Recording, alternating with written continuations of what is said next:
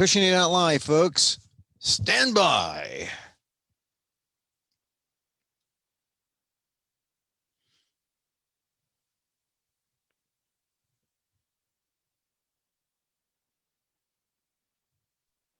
It says you're live. Oh, it says I'm live. Hey, hi everyone. We're live. It's Emil Guillermo. I guess my official title is Vice President and Museum Director of the FANHS Museum, the Filipino American National Historical Society Museum. So hello everyone. This is our virtual pop-up, and it's a Christmas pop-up. And I'm here in I got my Filipiniana around with me, my gongs. I'm double gonging it today. I've got my gong necklace. This is the only thing you're going to hear from me gonging. I got my Benny Agbayani signed Benny Agbayani jersey.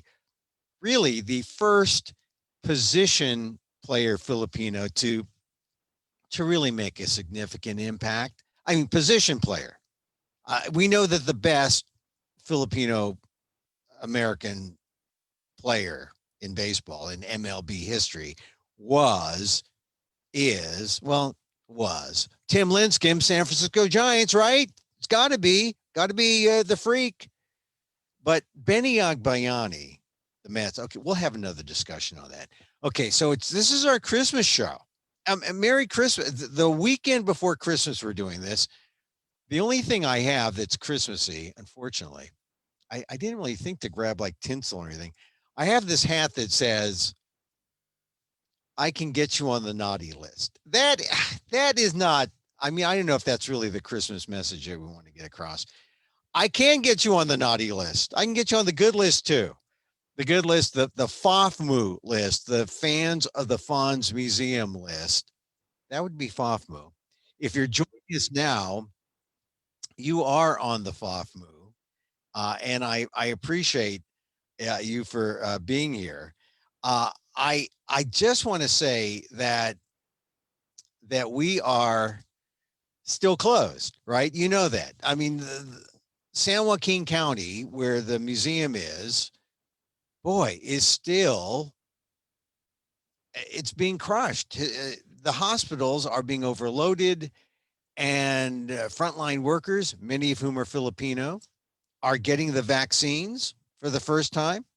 I'm not sure which vaccine, if it's the Pfizer or the Moderna, if it's the Arctic temperature one, or if it's the one that you can store in your refrigerator.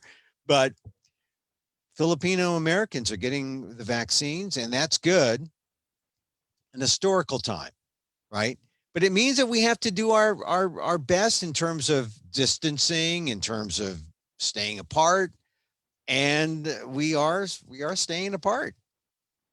We're social distancing. A handful of people are going to be social distancing. Will be at the museum today to do some maintenance things, but I'm here in my closet, as I want to be, as we take the museum virtual again, and we have been for the last, well, I guess it's been a few months now that I discovered that, hey, just because we're closed doesn't mean that we're closed.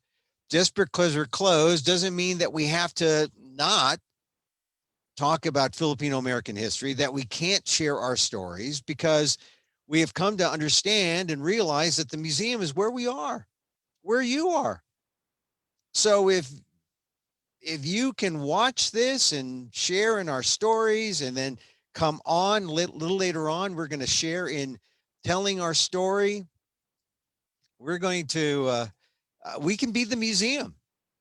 We can still be the museum, despite the fact that we can't physically be in the building, in the room, in the gallery, the 1,500 square foot gallery that we call the Filipino American National Historical Society Museum. We could still be a museum, despite, damn the pandemic, right?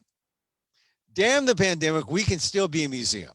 In fact, if you go to our Facebook page at the Filipino American National Historical Society Museum, the FANHS Museum, that's at Facebook at FANHS Museum, you can see all the videos we've done. Go to the live section, and you can see all the videos that we've done. We've talked to people like Alex Idolor about Delano and the strike and Larry Itliong. We've talked to people like, let's see, who else? Joey Tobacco about the immigration of Filipinos to New York and the New York Filipino American community. We've talked to Mel Legasca about Stockton Filipinos and how they came here and how his life is an example of a good many Stocktonians who made their life in ag, in the fields. Mel was an Alascaro, went up to Alaska, and ultimately found his place back in San Joaquin County, working for the government in one of the labs in Tracy. And Mel really is at the forefront of how a modern Filipino American middle class developed post World War II in the 60s and 70s and so forth and so on. Filipino American history. It's not, I mean, these are the stories, right? We tell these stories. We tell these stories about our families and our immigration, how we came as American nationals. These are the important stories of history that are often left out. And as we hear them, this is more than warm and fuzzy. These are the facts. These are the facts of our lives. They're important, and it really is the core of what we do at the museum. So I wanted to bring on a couple of people. We're going to talk about on today's show. It's a Christmas show. We're going to be Christmassy. I thought, let's have more people on, not just have Emil here talking, reading from Don Mabalin's book. No, we're going to bring in a second to bring in Terri Torres, who is a treasurer at the FANHS Museum. And we're also going to talk to Juanita Sulay Wilson, who is a virtual FANHS museum goer. And I'm going to ask her about that experience. I'm going to ask her story. She grew up in Watsonville, an important part of Filipino American history. And you know why? And if you don't know why, you'll find out today. We're going to talk about it with Juanita a little later. And then also I think we're going to have Christopher Castro. We're going to have him too, because Chris is a stalwart member of the FANHS Museum team. And I just want to introduce him to you so that you know that there are people at the FANHS Museum who are trying to make this thing work and will continue to make this thing work. So hang on. I want to introduce now Terri Torres, who is she is the treasurer of the FANHS Museum. Hi, Terri. Hello. Good morning. Merry Christmas to you, Terri. Haven't seen you in a while, except on Zoom. Yeah. Yep. Merry Christmas to everybody out there. So, Terri, as a treasurer of FANHS, the FANHS Museum, despite the fact, and maybe I shouldn't say this, but even though the pandemic has hit businesses hard, we're keeping our head above water, right? Yeah. Well, because we also had 20 years of fundraising where we made sure we had a good enough bank account so that we could exist somewhere for 5 years at least. And actually 2021 will be our 5th year anniversary of being open. That's significant. 5 years of the FANHS Museum, and we're still fledgling, we're still growing, but we had the foresight from our founders to say, hey, look, let's have a rainy day fund. And 2020 was more than a rainy day. It was like a rainy year. And I'm glad to say that with our discovering Facebook, because our Facebook fundraisers have also kept us afloat. And I want to thank you all. I want to thank everyone out there who has contributed to our Facebook fundraisers, because my God, I didn't think that it could help, but it has been a significant help to keeping us afloat. And by afloat, I mean, we are like a good many of you out there. We have rent and bills to pay. And even though we cannot be in the museum, physically, our landlord still expects a physical check each month. Unfortunately, well, Well, because we're occupying the space. we're We occupying. have stuff there. Yeah, well, that's the point about having Yeah. a museum. We have stuff. We have Mhm. the stuff, and unfortunately, we also have the soul of the museum that we can still put out virtually right here on Saturdays and Sundays when we open up and have the FANHS Museum pop-ups. So we have the rainy day fun for the rainy year. We're good for 2020, but good riddance to 2020. We're looking forward to the next year, and I guess this is where we are looking for more people to come join us, volunteers. What tell me, Terry, you really are one of the founders of the museum, right? I've been working on it for 20 something years.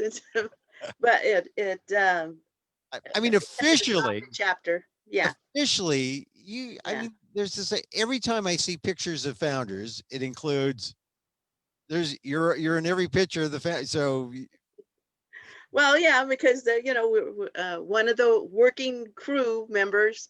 There is just a handful of us who are been around for that long, and since the beginning, and and are dedicated enough to keep plugging away. And that maybe the museum is a mecca, right? A mecca for Filipino Americans to come here at least once during the year, or if not once during their lifetimes, to come to see the space. And wouldn't that be a great thing if every Filipino American, there's 4 million in the United States, if everyone thought, hey, at least once in my lifetime, I would like to go to Stockton to see the Filipino American National Historical Society Museum. and we would like to have all those 4 million stories Yeah. preserved in our museum. That's, to me, that's the ultimate goal, is to have every single Filipino American story housed in this museum, and where you could just go there, plug in a name, and you could bring up document pictures of this one person. One day, someday. Terry, I am so glad we're having this conversation because, I don't think I've ever heard you express that in particular.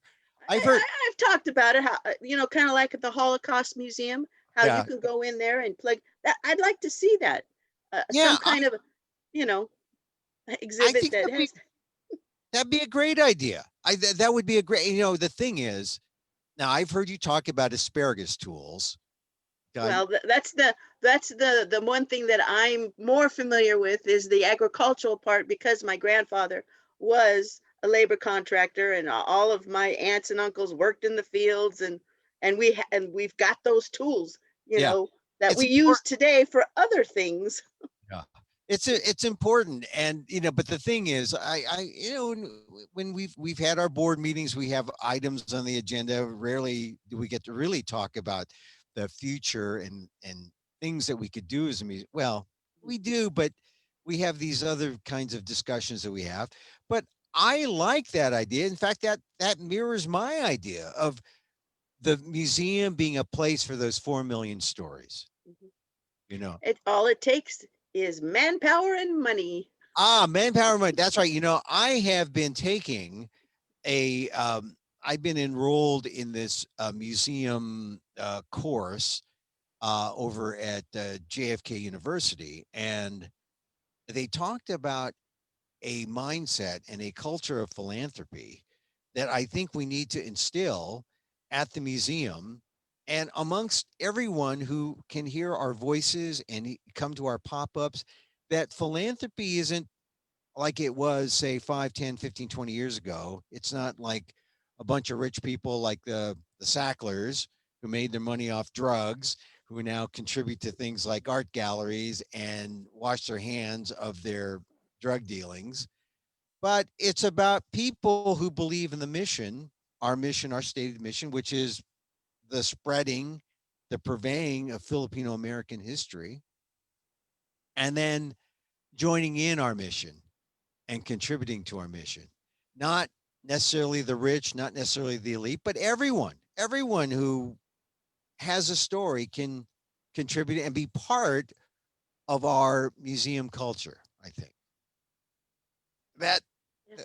that's what I'd like to see. I'd like to see anyone who is Filipino American or is connected in somehow, in some way, to say, yeah, I believe in that mission and I'm going to contribute to what they're doing because, as I've learned from just from dealing with nonprofits, you without money, there is no mission. And And, without, yeah, and we're all volunteers. So we've been doing this with no pay, out of the our dedication and love for the Filipino American history because of like my grandfather's history. If it doesn't get recorded, it's going to be forgotten. I mean, that's why FANHS was started in the first place as a historical society to record that history that nobody knows about it except for the ones who lived it, and they're all gone. Their children are left, but they're in the 80s, in the 90s now. yeah, And we've got to record all of this stuff.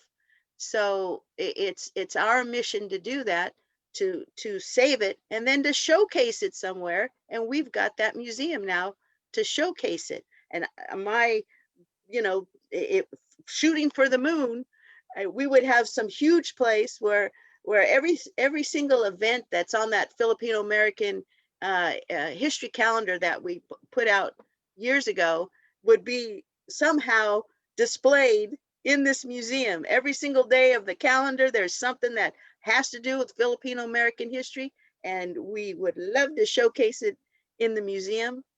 It yeah. just takes time, it takes people, it takes money.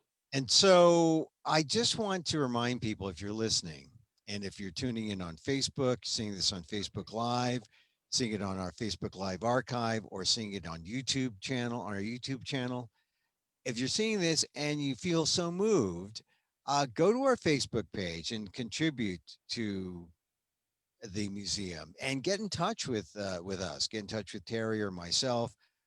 You can reach me at amokguy at gmail.com. That's a new one. Amok guy at You gmail.com. got another one. Amok guy, amok guy at gmail.com. Or Terry at FANHS Museum Yeah, at AOL, at at AOL. .com. And Also at gmail.com yeah. too.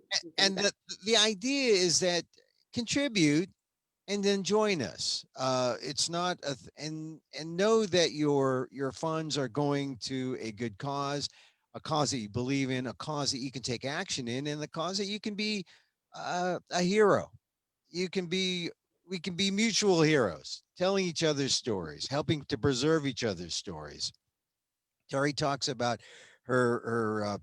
Was it your grandfather who was the labor Yeah, contractor? Hi, yeah. grandfather, the He labor came contractor. here in 1916 in California. He left the Philippines in 1913, was a cicada in Hawaii, and then came here and worked all sorts of different jobs, as well as the fields. Also on the railroad, also as a chauffeur, as a driver, and then eventually settled in Stockton 1924. He was able to get married to a lady from Spain, Uh, and nobody looked, batted an eye at it. In 1930, they bought land, but they did buy it in her name because of the alien land laws, and we still have that property in the family. My uncle lives there and farms it. So wow, still. still, yeah. So it's we got a long history in Stockton, and in the Delta. They worked in the fields in Terminus during the war. So I want that history to be saved. It's not an unusual history for Filipino Americans. It's the typical story: going to Hawaii or going to Alaska, coming here, and it needs to be saved. Well, it needs to at least be taught, and it needs to be a place. There needs to be a place where the stories can not just be saved, but then can be disseminated to people Yeah, who are interested, the scholars, the people who have like stories, and I hear stories like you have, and then I could say, yeah, like my dad came in 1928, and my dad came from Ilocos Norte. But why is it that if he had been able to start a family back then, I would be You'll be 92 old years as my old. Yeah, mom. I would be. I would. I could be your dad. But so why did that happen? And there's only one way that you can answer that, and that is to say, know your history. And the only way that I learned why all of that was through FANHS. Yeah. Before, I never questioned. Well, why would he go to Hawaii? Yeah. Why did he go to Salinas? Yeah. I never questioned any of that until I found FANHS. And then when I was learning all this history, oh, well, that's the usual migration for when the Filipinos came over. This is why. See, Oh, okay, I understand now. you begin to connect the dots by knowing the history, and so if you want to connect the dots, if you're listening to this on our Fonz Facebook page, Fonz Museum Facebook page, or you're watching this on the archive, on the Fonz Museum Alive archive, or on the YouTube channel, and you say, that's my story.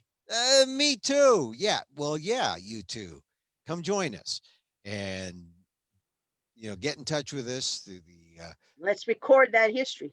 yeah, and because 2021, we have plans to make this thing that we're talking about the touchstone of the Filipino American community, where you can come and you can actually, you know, connect with your families, because your story is going to be part of the museum.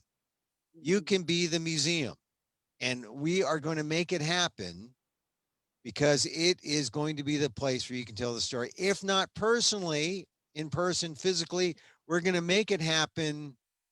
We're going to make it happen virtually, and we're going to expand from these essentially are Zoom meetings, but we're going to make it more than that. It's going to be a Filipino Zoom joint, and that's my dream.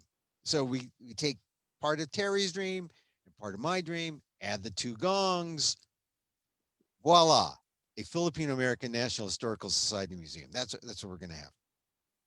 Okay, So sounds good to me. Terry, we're Okay. Terry's going to be sending out emails to current members, but if you are interested in joining and being a volunteer and taking part, taking action, contact us here at the museum. Terry, your prescribed email, your preferred email. The Fonz Museum at AOL.com is Yeah. good. F Easy. A FANHS Museum at AOL.com, or me, Amok Guy, AMOKGUY at gmail.com. Get in touch with us. Go to the Facebook page, contribute. It's Christmas. We're not going to hard sell you. I'm not going to take out my hat here. This is the only Christmas thing I have here in my closet right now. I don't know. It says, I can get you on the naughty list. But I can get you on the good list, the good fawns list. Uh, Terry, And thank the museum, the fonzmuseum.com website also has a donation button for PayPal. So you can, easily click through PayPal, at the Fonz Museum, fonzmuseum.com. fonzmuseum.com, PayPal, of course. Terry, thank you for coming on. Merry Christmas to you. I know you're going to the museum later today. I know you're going to see our good friend Chris Castro down there. And I hope so. I mean, I hope I'll make it down there. well, I think he's going to tell him I'm going to bring him on later in the show. Yeah, he's already there, and he's been. We had somebody come and deliver some stuff, so he's there. Uh, Oh, he's there. I'm going to talk to him. But I've got another guest waiting, so I'm going to go to her. But Terry, thank you very much Okay, for your input today, and hopefully we'll see thank each you. other soon. And there's Terri Torres, FANHS Museum treasurer and board member, and Okay, now and off I'll say off she bye. goes, off she goes, and and that's Terry. So you see how we do this? These are virtual pop-ups that we do because we want to be in touch with you. And we can't you can't come to the museum, but because of the virtual nature, the tech that we have available, the tech that's in the air, you can come to see us. And our next guest has done just that. Juanita Sulay Wilson lives in San Francisco. She's known about fawns for a long time. Hi, Juanita. Hi, Merry Christmas. Merry Christmas to you. You got the tree. You're more festive than I am. But Juanita, so you have known about the FANHS Museum for some time, but you've never been to the FANHS Museum. I'm so totally embarrassed because I know when it opened up, and I didn't realize it's been 5 years that I've been trying to get there. I don't drive.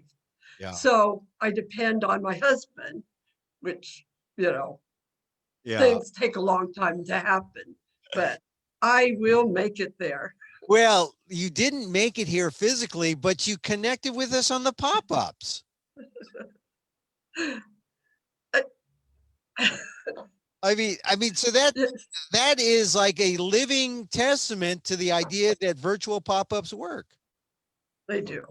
They do. And one of the reasons why I said, I got to have this this woman, Juanita Sulay Wilson, on because, well, number one, Sulay, we talked about this when I talked to you. Sulay was the name of my godmother, my nanny Sulay. I said, Sulay, this is my god, my Ninang, but it's your maiden name. I mean, it's your father. It's My father's name, yeah. Your surname is Sulay. And where was your father from? My father was from I think he was born, I can't pinpoint it for sure, in Le Cave, in Luzon somewhere. But Right? Your father's Ilocano. He's Ilocano. Yeah. We were always, yes, proud Filipino being Ilocanos. And he came in when he came from his town in Luwag, or not Luwag, but Ilocos. Ilocos. He left in 1928. 1928. And so he 28. So he arrived just like my dad. Exactly. My dad in 19, and that's another reason why I think I asked you that, and you said 1928. And I said, that rang a bell with me. So now here what I want to do. I want to share my screen because I want to share this this picture of your dad because we can do this on our program. We have we can share pictures. Now hold on a second here. I have to. This is technology, and because this is not a big fancy TV show or anything like this. This is Emil with his computer trying to figure out how to do things. And well, my dad was alive right now. He'll probably be cringing. He was just not a man that put himself out there. Well, we're gonna do it for him. Let me share my screen here. I have to do this. Oh, Emil, just share your darn screen, please. Okay, here I am. And I'm even gonna optimize for things that I know we don't have. All right, here's my screen. Here's your dad. What a guy. He's got his high-waisted pants. Juanita? I don't hear you. Did I cut you off there, Juanita?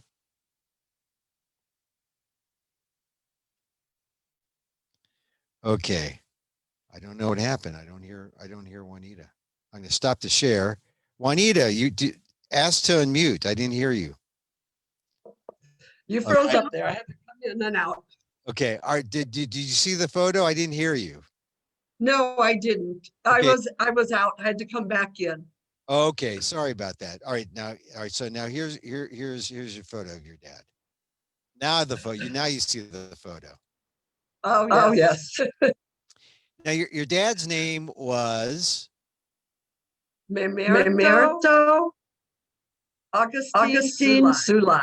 See, now this is the other reason. Not only was my ninang, I had a ninang Sulay, but that's your family surname. I had an uncle Mamerto as well. So all these coincidences, and you know Filipinos and coincidences. We say coincidence. There's more than a coincidence, right? So Right. Mamerto. What did he go by? What did he have a nickname? Every Filipino has a went- nickname. By Max. He was known as Max. Max. So here's Max Sulay, and look at him. He's got the high-waisted pants right up to his breastplate practically. I mean, those are some pants. But I guess it made him look taller. Was he a tall guy? He was tall. He was 5'11". See, he was already tall, and he had to make himself look taller with his high-waisted pants, which he didn't have to do. All right, so he's a tall Filipino guy. So, of course, he's bucking the trend. And, of course, during the time when Filipinos could not intermarry, here he is, he's dating, or he's got his arm, look at his Filipino hands around his, was he married at this point, or was this a married picture? I believe this was their wedding picture. Wow, this is his wedding picture.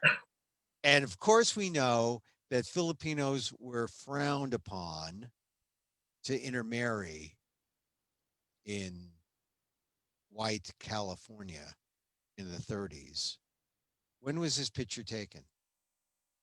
1930. 1940.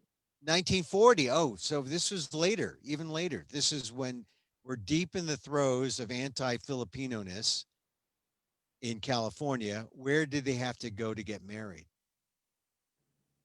Vancouver, Washington. Wow. So your father went from the Philippines to, he lived in Hawaii, and then he made it to Watsonville. No, he came 1930. I found he was in Union, California. Union. Around Stockton area. Right. So he was in the fields. He was in the fields. And then he made it from the Central Valley to the Central Coast when? When did he get to Watsonville? Around 1934. 1934. Wow. So from 34, and then he met his bride in Watsonville? No, in Santa Maria. Oh, further south down the Central Coast in Santa Maria. And then they ended up in Watsonville ultimately, right? Right. Yeah. But before, does he ever talk about your mom? Her name again was? Virginia. Yeah. Viner. Virginia. Say that last name again. Viner. Virginia Viner. And was she Her father was her father was from England. Uh-huh. And so there they were. Does your father ever talk about meeting your mother? Neither one of the parents ever talked about their lives. Hmm. Why do you think? Why do you think that was so? I think it was protecting us. Did they ever talk? Yeah. I'm getting a little feedback. Turn your speakers down a little bit. Do you have headphones? No. Okay, just turn your speakers down a little bit, and then you won't get as much feedback. But tell me, I can find this. Okay, you're all right. Just leave it as it is, because your sound okay to me. I'll turn down my sound a little bit. But tell me, why do you think that your parents didn't talk about what do you think happened in their lives? Well, first of all, I think it had to do with the riots. In My 1930. dad's already been here and exposed that. Yeah. And Thank you. then I think it's a rough time he had for 10 years. And then they didn't have an easy time. What do you mean? What happened? Well, because of the racial discrimination. And so they never talked about it. Yeah. I mean, this is I leave this picture up and people can see us in the corner of the screen. I leave this picture up because it really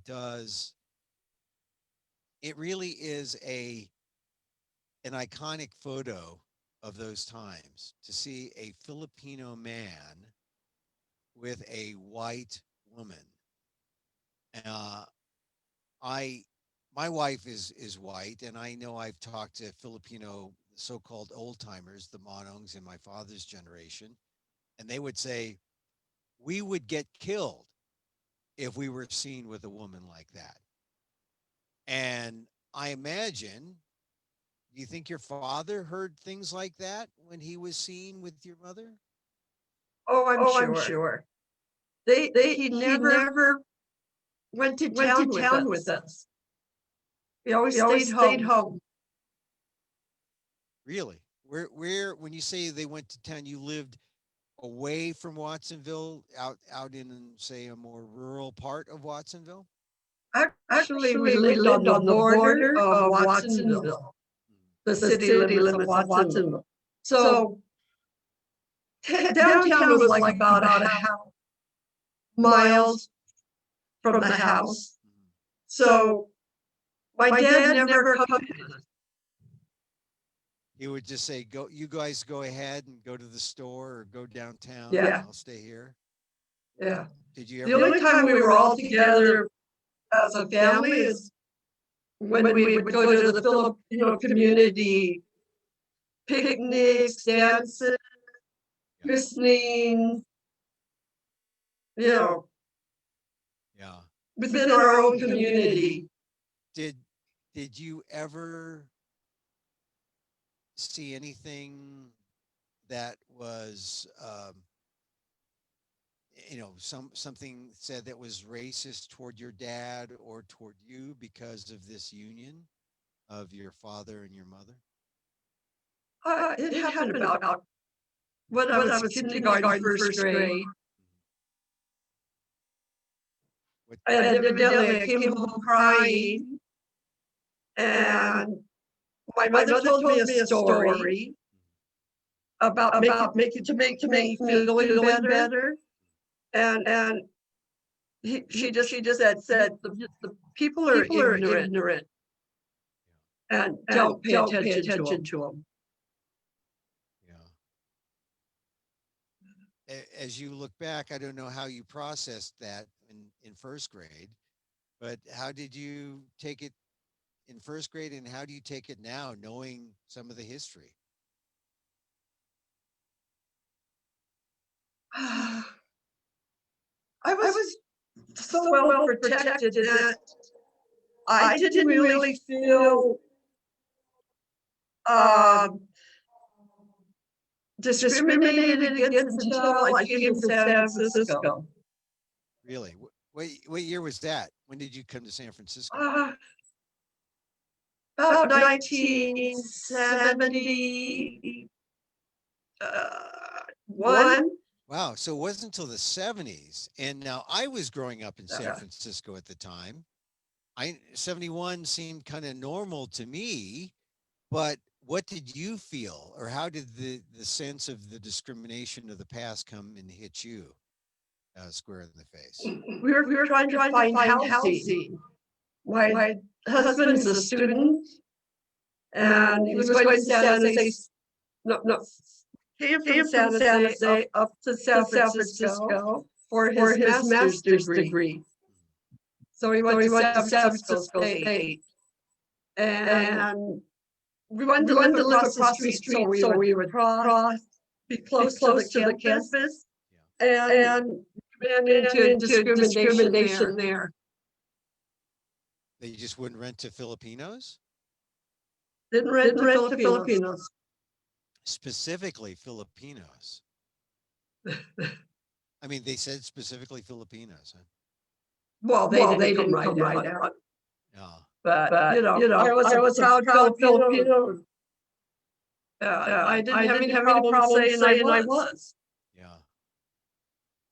It's funny because when I grew up in the 60s, we had to rent housing the whole time.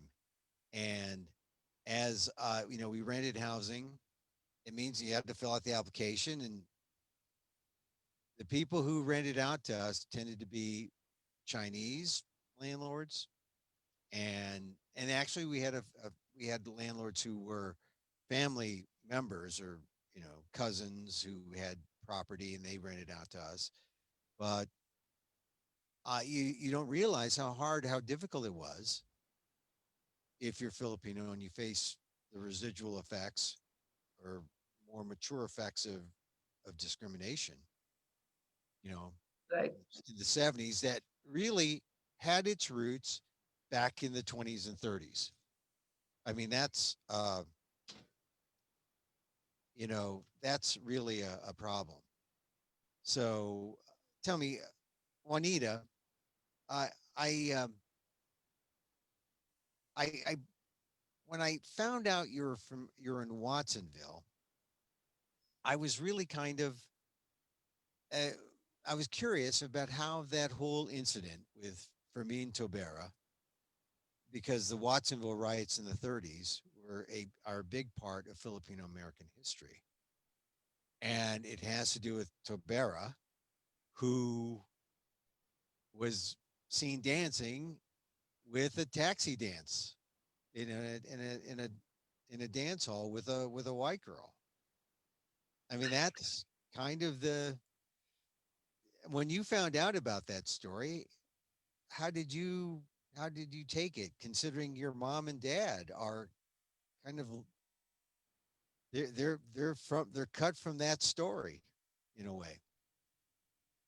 I took it in stride. Um, it's embarrassing, but I really didn't find out about the riots until I was like about 32 years old.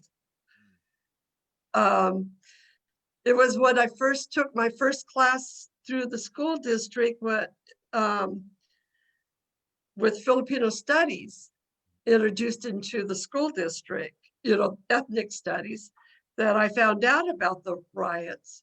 So when I went home, I asked my mom and dad about the riots, and my mom never said anything because I don't think she really knew about it.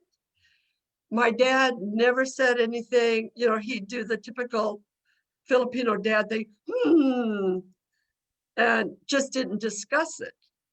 So I don't know if it's because I was a female, because I don't know how the others that grew up in Watsonville, what their parents told them, but my parents never discussed what they went through, didn't discuss what was happening around them.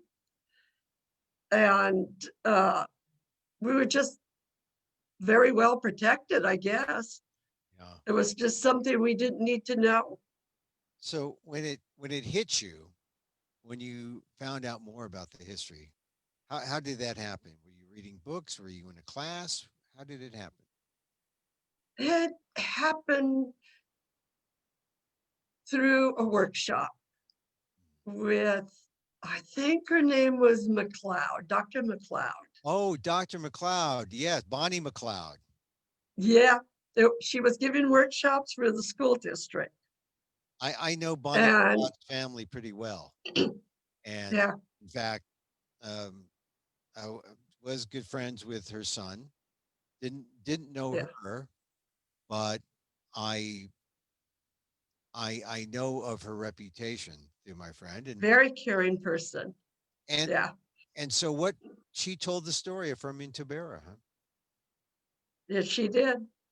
She did. So when I went home to ask my parents, and they wouldn't discuss it, my mother came back after the 4th of July that year.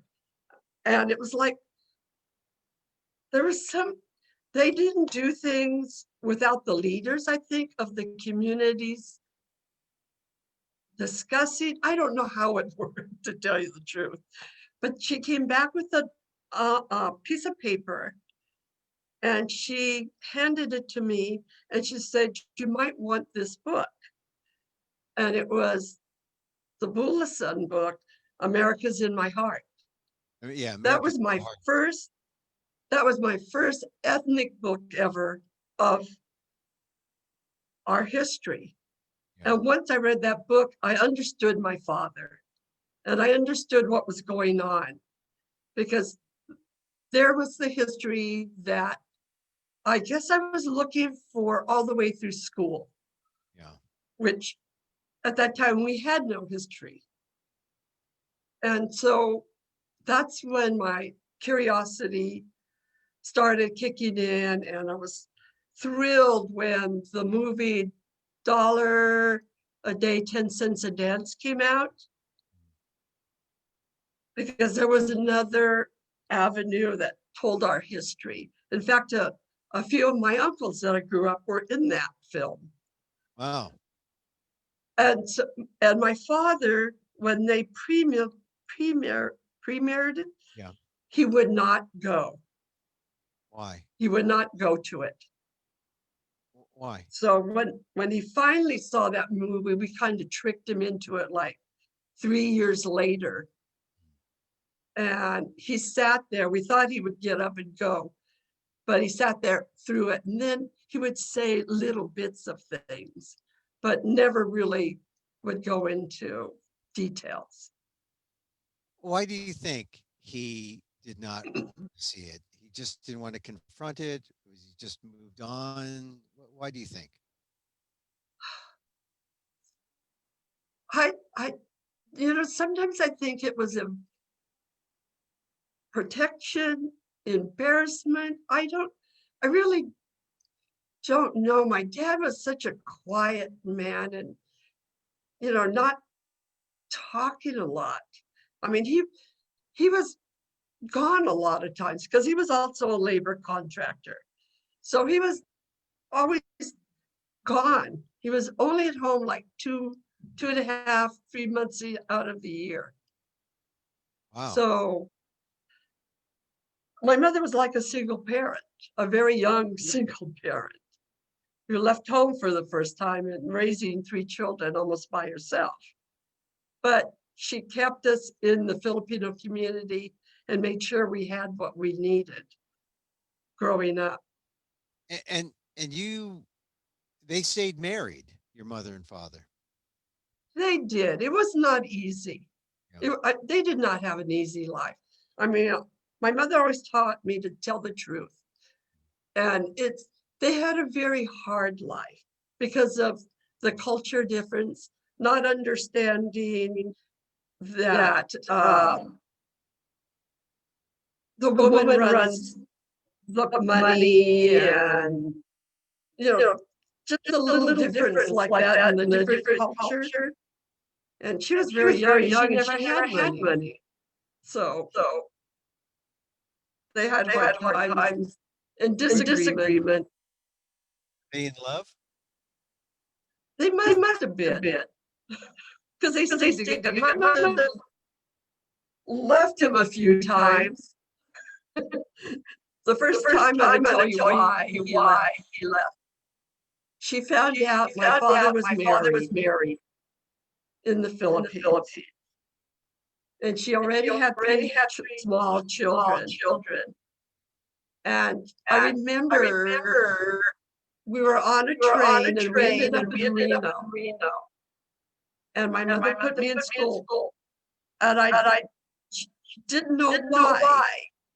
But after a while, my father came and got us. We ended up back home. Something about the Filipino drums. And then another time she left it. And my father was ill. And my mother came back. And they've been together ever since. It's funny you mentioned the first time I can't hear you. found out she had a family. Life.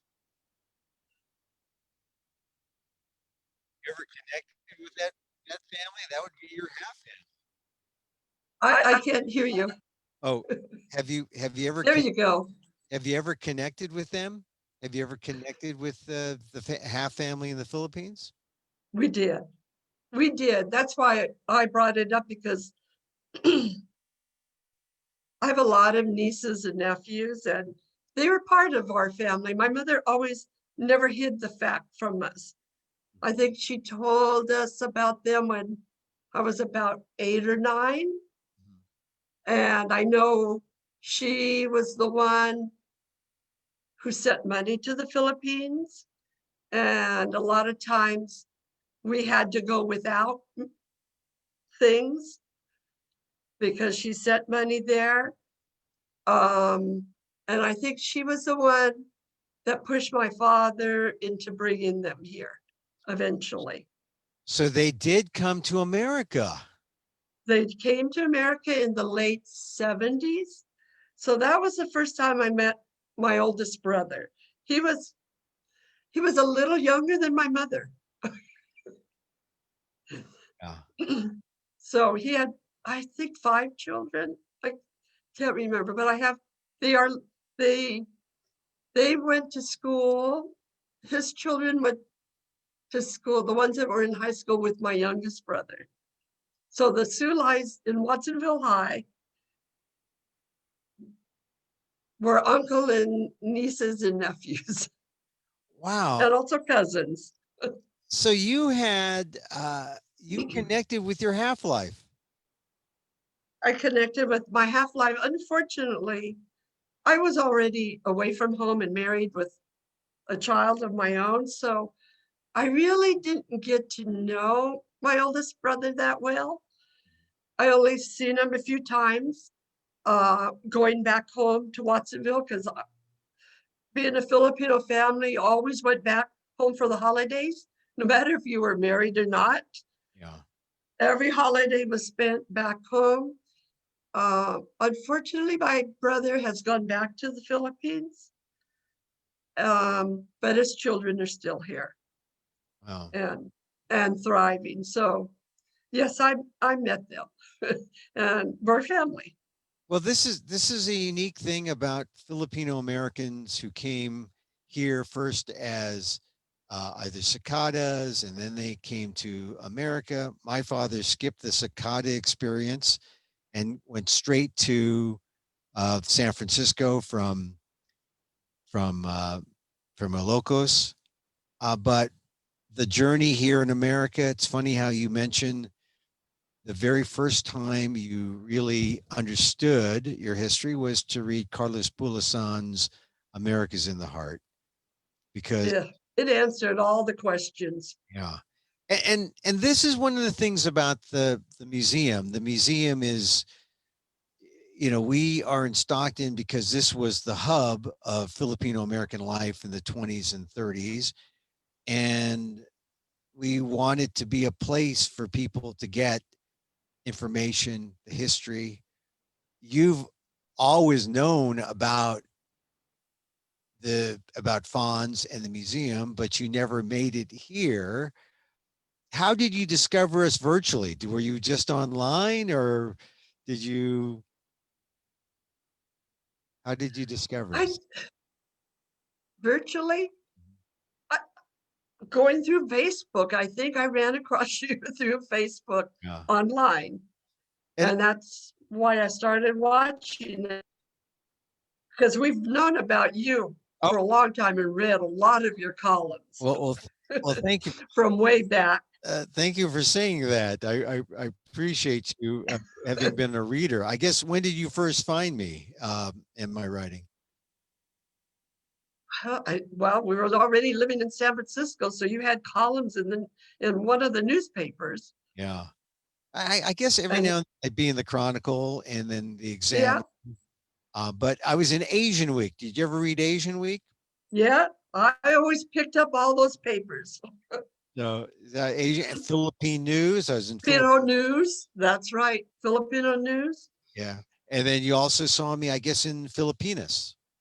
Also in Filipinas, my favorite magazine for a while. It Right. still is. I I just know like it you like to cover yeah, you like the earlier version. the earlier versions. Yeah. Yeah, Well, yeah. I appreciate you saying that, because those of us who work at the ethnic media do it for people like you, and do it for people who are searching for the Filipino American story.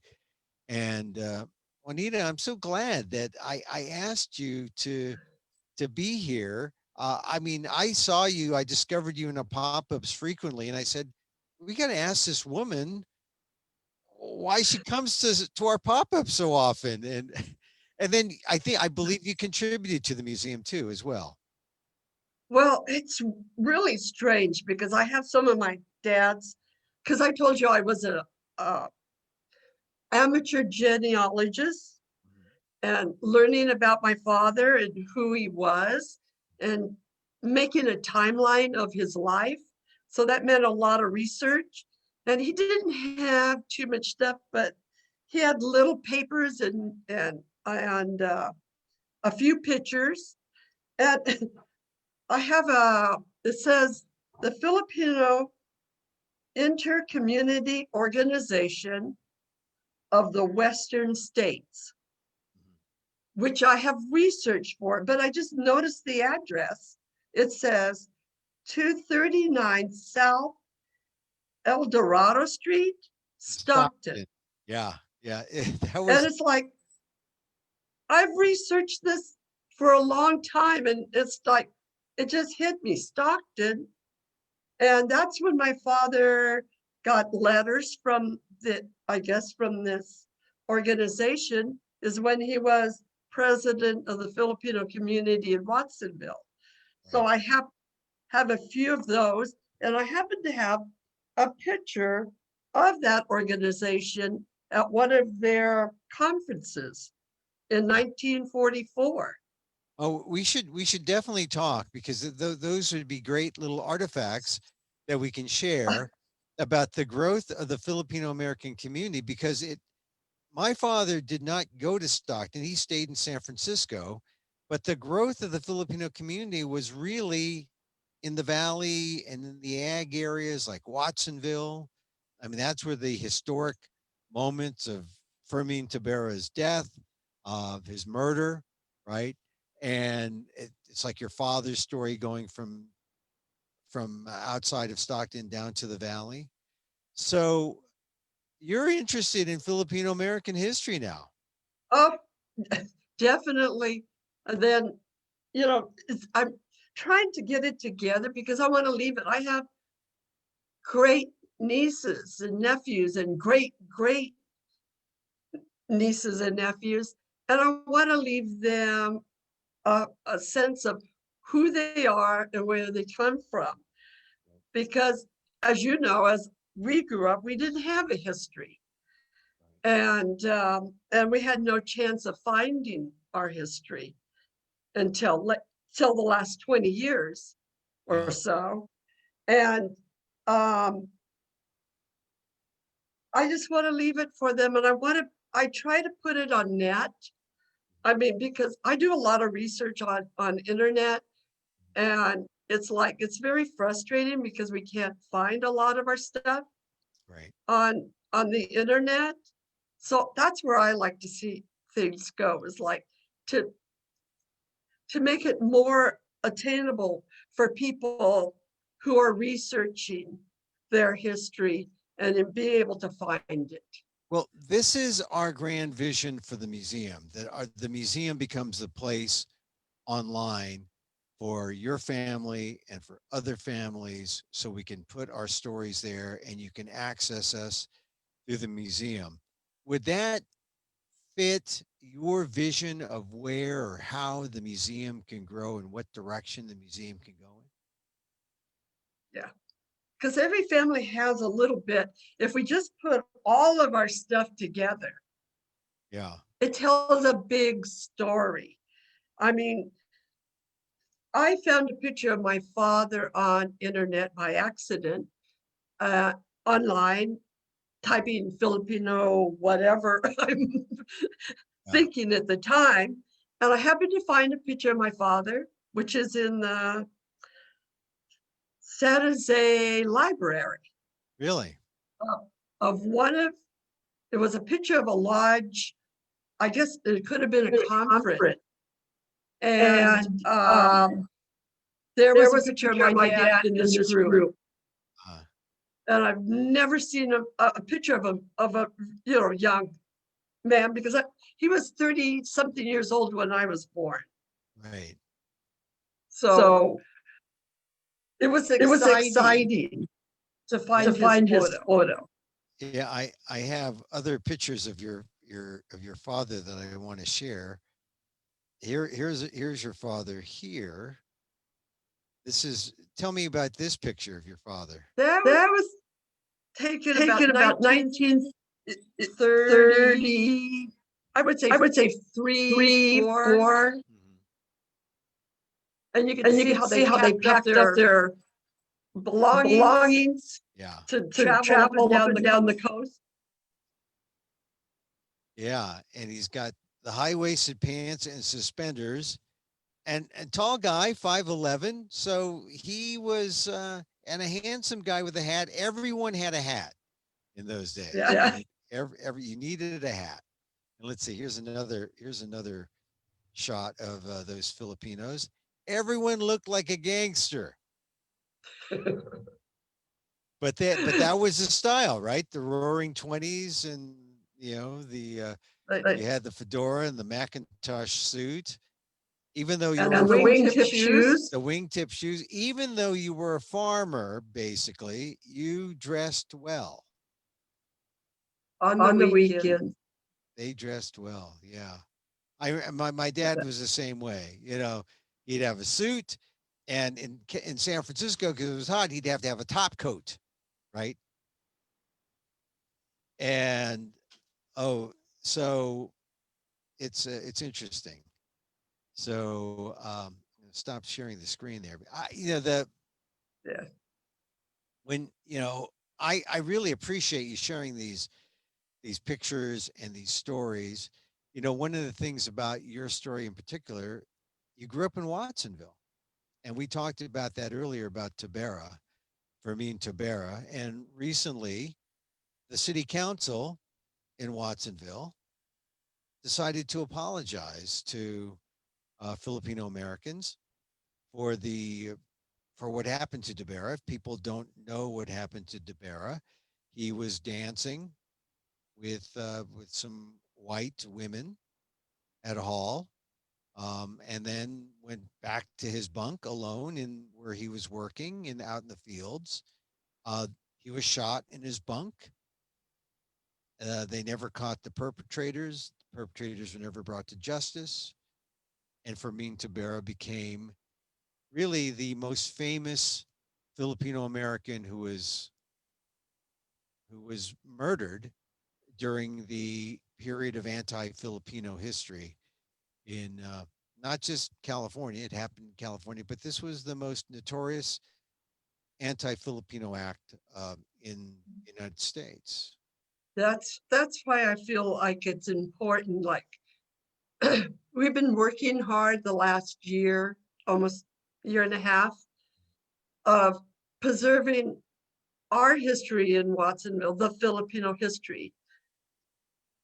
I guess I'm the generation that was called the bridge generation or the forgotten generation, but there were families in Watsonville, Filipino families, and we want to leave our history there in Watsonville so our children and those who come after us know where to find that history, that we were there. Yeah. These are the families that were there. So it's like, even for your museum and what Watsonville is trying to do, thank God for Roy Raggio, is that we need to preserve our history. We need to combine our photos. They all tell a combined story of who we are as a people. We don't have to know their names. We have their images. Their images tell the story. Nice to have their names, but I'd like to see more people share, Yeah. because if you don't share, unfortunately, because I'm a genealogist, you don't think things disappear, but generations down, people, the material comes in their hand, they go, oh, well, unfortunately, I don't know who these people are, and they throw it away. Yeah. So it's important to keep those things safe. Right. Tell our story as a group. And send it to the museum, and don't send it to the basura, as they say. Send it to the museum. And Juanita, look, Yeah. I appreciate your time spent talking to us, your time spent watching our pop-ups, and because I see your name pop up in the pop-ups, and I say, I'm so glad that it proves my point that the museum is where you are, and if you can access the museum online and experience Filipino stories, mine, Dan Gonzalez's, if you can share yours, then this is a place, this is the hub for us. And I just appreciate your confirmation of that, and I want to welcome you to be an active member of the museum. Thank you. I definitely will be. And I want you, we're going to stay in touch. We're going to tell this story, and maybe you can be our first example of Watsonville coming up next month, because next month is going to be the anniversary of the Watsonville riots. Another anniversary. And I don't know, have you seen our calendar? I haven't seen your calendar, but I know the calendar. Well, let's get a copy of your calendar, and we'll swap calendars, because All right. it's an important thing. And really, Juanita, I appreciate you coming on to the program, being part of our virtual FANHS Museum pop-up, and we will talk again. The good thing about history is it's always there to be discovered. And for some people, you can discover it again and again, but a lot of people are discovering it for the first time. And Yeah, and it's important, because they say you can learn from history, or hopefully. yeah, or hopefully, a lot of people are fearful of repeating the past. I don't call it repeating, but I call it recycling the past. And that's where recycling is bad. We can't afford to recycle history. We must move forward. But you're helpful in coming on, and thank you for admitting that you've read my columns a long time ago. That's It was a pleasure. Let me tell you, some of your columns were very funny. well, thank you. Remind the people out there who remember, who say, "Hey, he's not very funny at all. He's not." Oh, you were on a lot of your writing, some of your writings were. Well, Juanita, thank you. You can let's see, if none of my relatives want to, you can be my biographer. Okay, there, I said it. Well, I don't know if I can be a biographer, but I can research for you. Okay, listen, That's my area, is researching. So and you know what? Really, we'll talk offline. We're gonna. Anyone who comes to our pop-ups voluntarily needs to be corralled into the FANHS Museum fold. I thank you for being part of the program today, and we'll continue our discussion about Mamerto, Max. Although my uncle Mamerto never called himself Max. He was, and it's funny how you say these Filipino men. I mean, there's like two kinds, right? They're the kind who are like, boisterous and florid language, and they've got the fighting cock, and right, and they're so full of themselves, right? And then there are the guys like your dad who are like Oh, wait a 5'11". minute. Oh, Oh, wait a what? minute. He did have those fighting cocks. Oh, he had the fighting cocks. Okay. All right. Remember He let the the fight. Philip. You got to remember the Filipino picnics. Oh yeah. All right. He let the fighting cocks do the talking for him. That's But right. he was a quiet, reserved man with his fighting cock. That's right. Versus the loud, boisterous man who said, I have no time for those fighting cocks. I can be the cock of the walk. So, and somewhere in between are most of the Filipinos. You know. That's right. Yeah, but that those, I mean, that is, I mean, in some ways, that was maybe the reason why you're looking for the history, because your father was reticent and reserved and quiet, and you're looking for the words that he could not express, but you knew were in him. Yeah. And, Yeah.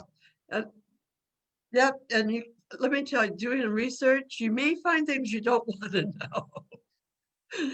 I'll have to, yeah. that's the next time I talk to you is that I should tell you the story I found out before. Okay. Look. Before my dad got married. That's why the Right. uncle, he always said, let me tell you real quick. He Yeah. always said the uncle said it was time for him to get married after he'd been here for 10 years. I think I know why now. Because he didn't just meet your mom in 1940. They'd been together a while. No, he did. He did meet my mom in 1940.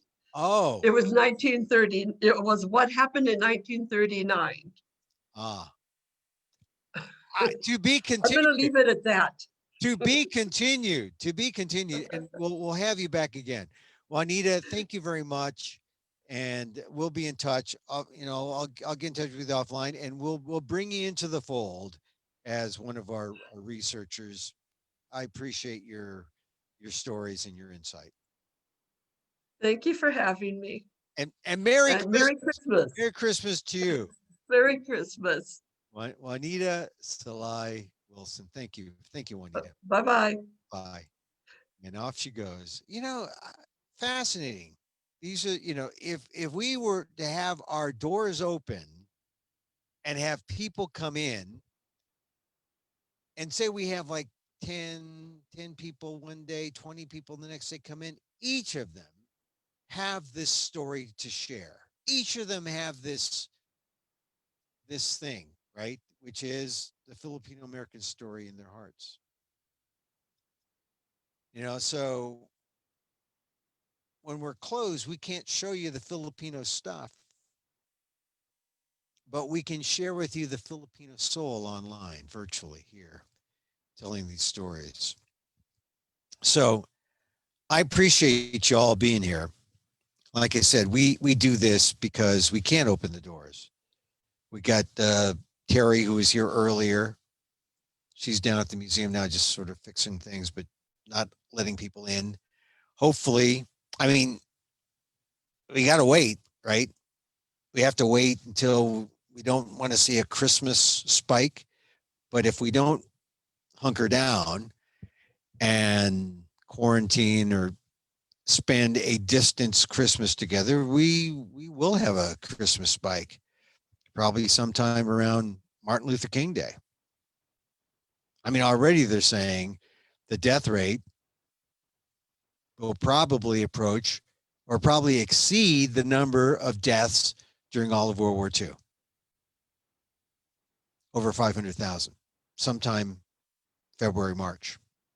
That's the projection. If we don't hunker down now for Christmas. But hey, if we can connect this way, we connect, right? This is a way we can connect. So I guess we'll talk to Chris Castro tomorrow. We got another show planned tomorrow. We'll talk to Chris about the museum. Although, let's see. Yeah, we'll talk to Chris tomorrow because we're already a tad long. We talked to Terri today. We'll also hopefully talk to the president of the museum, Jalissa Walker, who she should be back in time. She said she's traveling. Hope she's traveling safely. In the meantime, if you missed any or all of this this conversation, Facebook Live, you know, go back to the archive, Facebook Live archives at FANHS, FANHS Museum on Facebook. Click on the live and see all our videos there. Also on YouTube.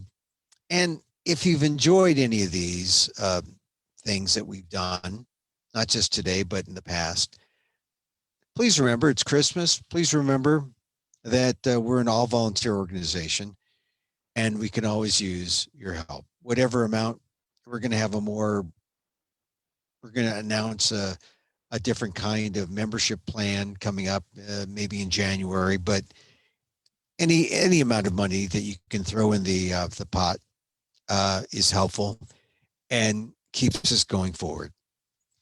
So this is our, well, this is not our last Christmas. This is a Christmas, the weekend before Christmas show, Saturday. Tomorrow we'll have another. So I'll try not to forget the tinsel. I'll bring some tinsel.